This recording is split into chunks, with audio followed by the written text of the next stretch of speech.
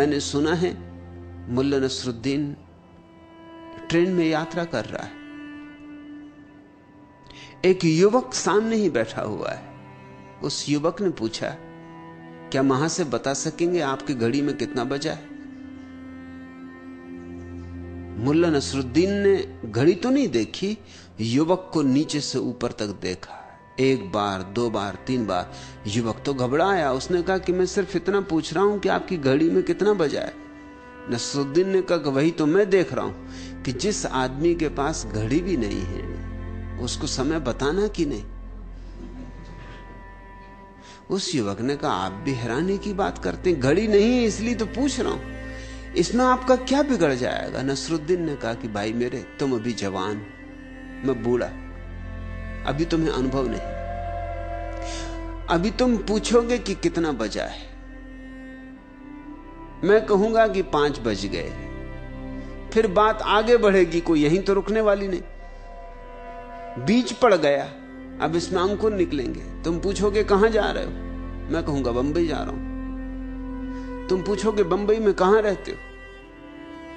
ऐसे सिलसिला चलेगा, आखिर में यह होगा कि मैं तुमसे कहूंगा कि अब बंबई तुम भी आ रहे हो तो मेरे घर भोजन ले लेना, मेरी जवान लड़की।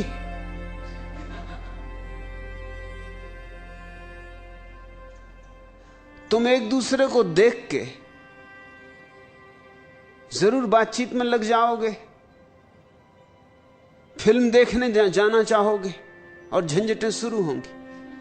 और आज नहीं कल तुम प्रस्ताव लेकर हाजिर हो जाओगे कि मुझे विवाह करना आपकी लड़की से। और मैं तुम्हें साफ कह देता हूं, अभी कह देता हूं कि जिस आदमी के पास घड़ी भी नहीं है उसके साथ मैं अपनी लड़की का विवाह नहीं कर सकता। हमें हंसी आती है, मगर ऐसे ही हमारा मन है, ऐसे ही तो तुम कितने जुगाड़ बिठाते रहते हो। देखोगे गौर से तो अपने मन पर भी हंसोगे। मन सेक चिल्ली है, वो दूर दूर की सोचता है, होनी अनहोनी न मालूम क्या क्या सोचता है। तुम जरा लौट के देखो, तुमने कितना जीवन भर में सोचा ऐसा हो वैसा हो, क्या हुआ, कितना उसमें से हुआ। 99% तो कभी हुआ नहीं, लेकिन उस 99% के लिए तुमने कितना समय गंवाया। और जो 1% हुआ उससे क्या हुआ। एक पागल खाने में एक मनोवैज्ञानिक अध्ययन करने आया है। वो पूछता है सुपरिंटेंडेंट से कि ये जो पहला आदमी कटघरे में बंद है और छाती पीट रहा है और हाथ में एक तस्वीर लिए हुए उसे चूमता है और छाती से लगाता है, इसे क्या हो गया है।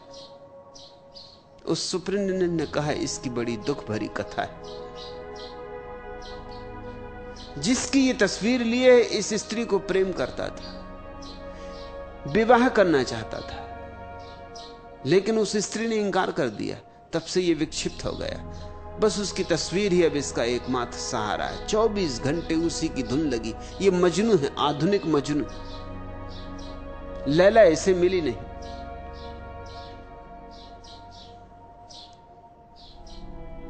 थोड़े आगे बढ़े, दूसरे कटघरे में एक आदमी अपने बाल खींच रहा था, सिर पीट रहा था, दीवार में सिर मार रहा था। उस मनोवैज्ञानिक ने पूछा, इसे क्या हुआ। सुपरिंटेंडेंट ने कहा, आप न पूछते तो अच्छा था। इसने उस स्त्री से शादी की जिस स्त्री ने पहले आदमी को शादी करने से इंकार कर दिया था। जब से इसने शादी की तब से पागल हो गया। उस स्त्री ने इसे पगला दिया है। वो स्त्री इसकी जान खाए जा रही।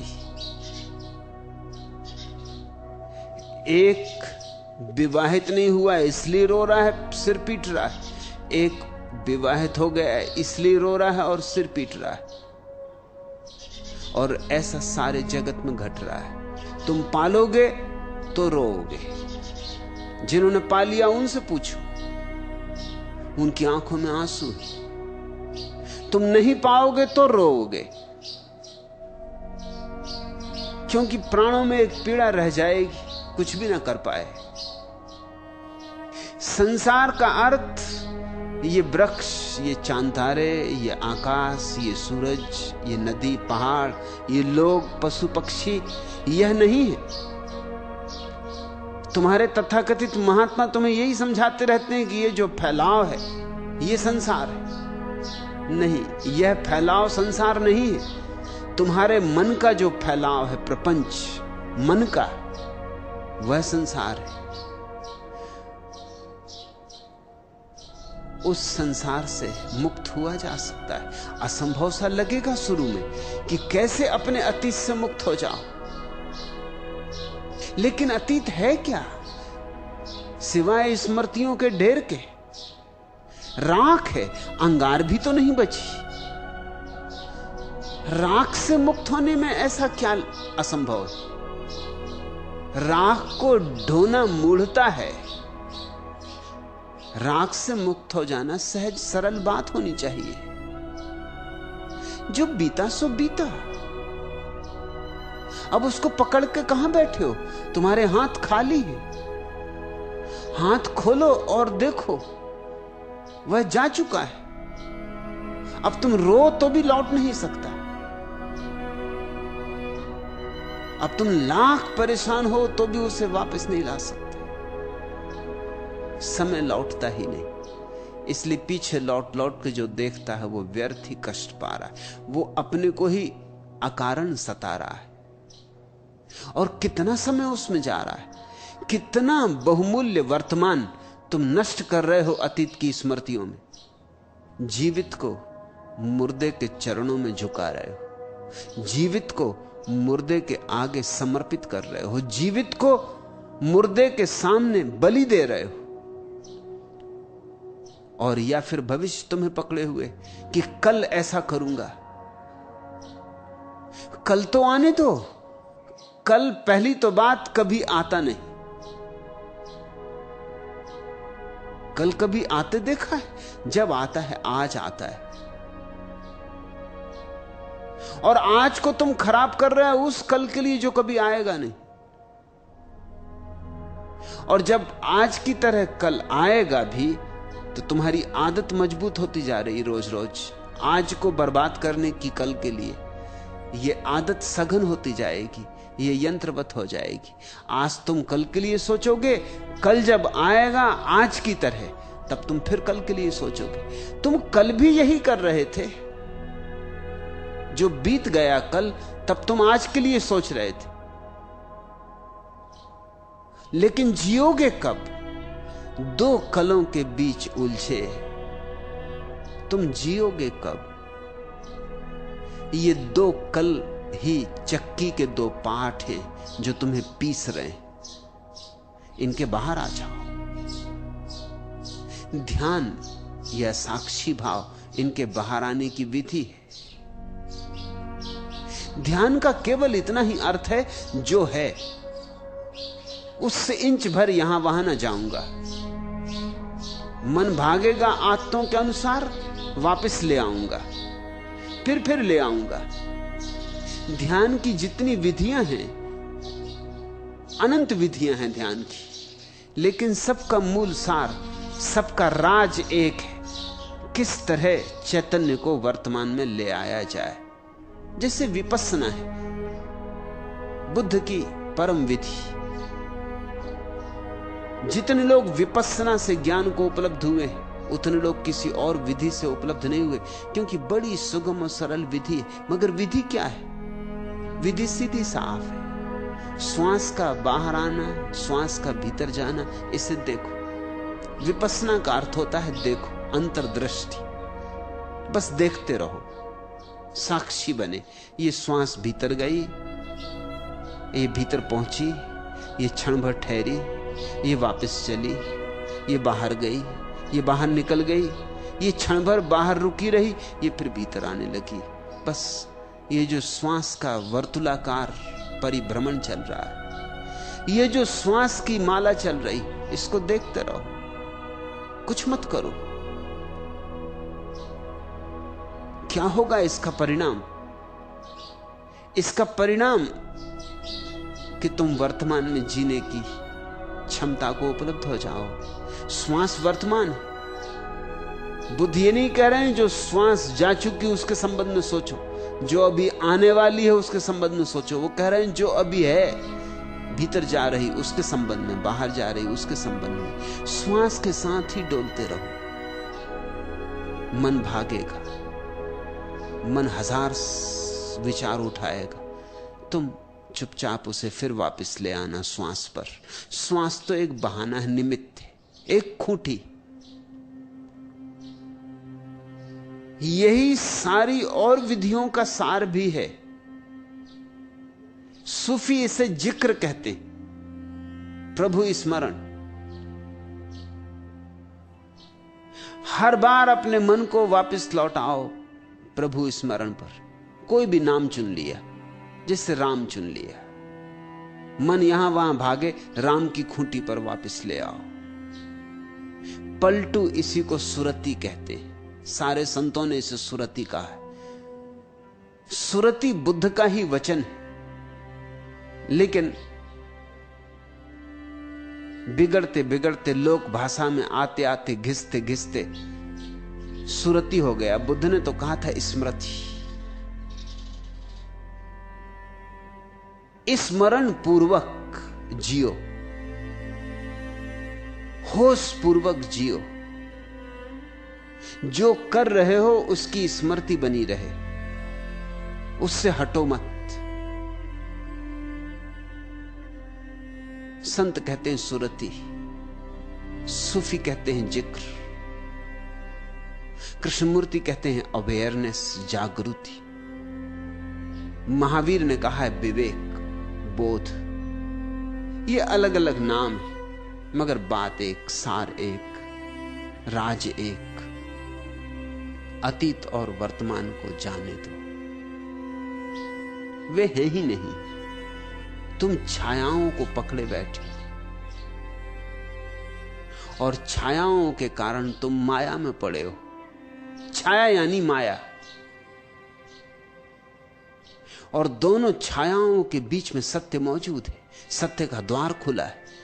प्रभु मंदिर का द्वार वर्तमान में खुला है। वर्तमान में जिस दिन आ जाओगे, आने की प्रक्रिया का नाम ध्यान। आ गए, ठहर गए, उस अवस्था का नाम सन्यास।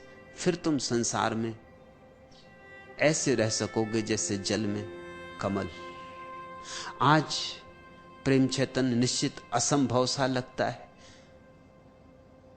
क्योंकि आज तो तुम्हें पता ही नहीं कि वर्तमान होता भी है। उन दो ने, अतीत और भविष्य ने, तुम्हारी सारी चेतना को घेर लिया है। धीरे धीरे वर्तमान के लिए तलाशो, खोजो। जो आज असंभव सा है, कल धीरे धीरे संभव हो जाएगा। एक दिन संभव हो जाएगा।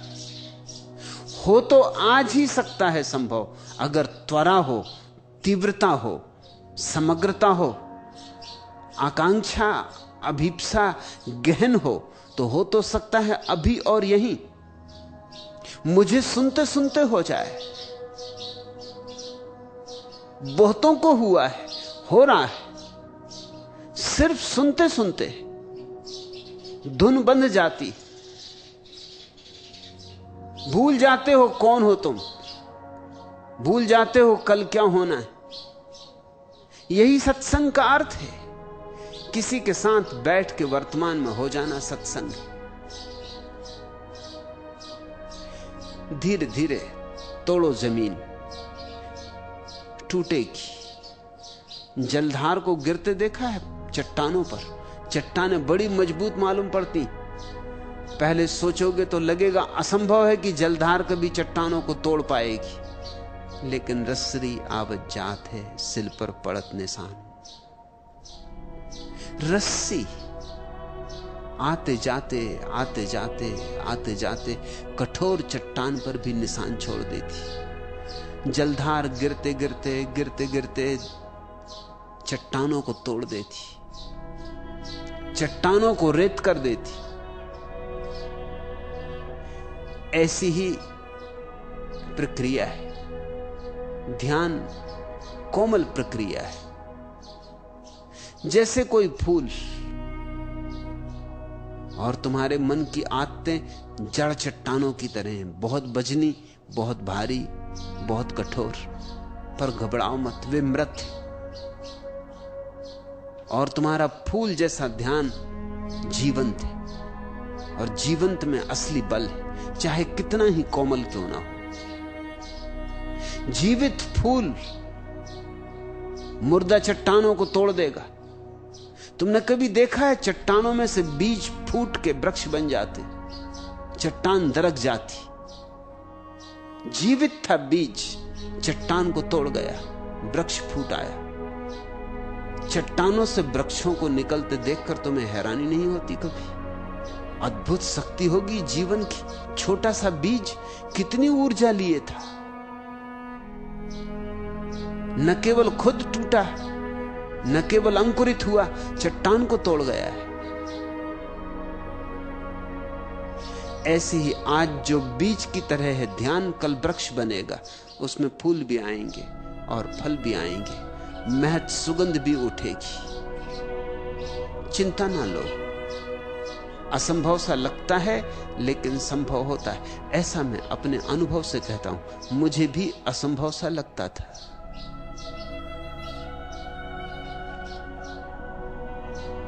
वर्षों असंभव सा ही लगता रहा,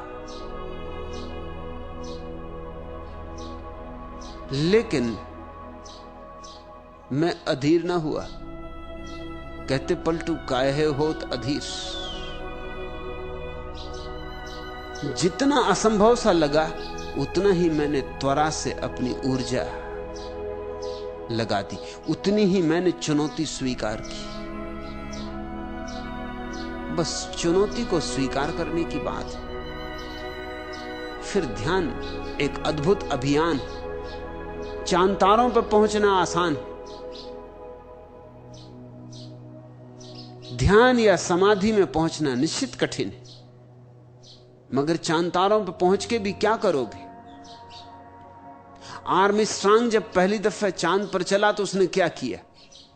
सोच रहा था पृथ्वी की कि कब घर पहुंचे, पत्नी बच्चों की, मित्रों की। सोच रहा होगा कि कौन सी फिल्म लगी मेरे गांव की टाकीज में। सोच रहा होगा कि आज पत्नी ने क्या भोजन बनाया है। था चांद पर, मगर सोच क्या रहा होगा? सोच रहा होगा कि बस अब एक आध दिन की बात और है कि वापस लौटने की घड़ी आई जाती, घर पहुंचूंगा। चांद पर भी तुम ही रहोगे, तुम कैसे बदल जाओगे? इसलिए चांद पे पहुंच के भी कोई कहीं नहीं पहुंचता, लेकिन ध्यान में पहुंच के जरूर तुम एक नए लोक में प्रवेश करते हो।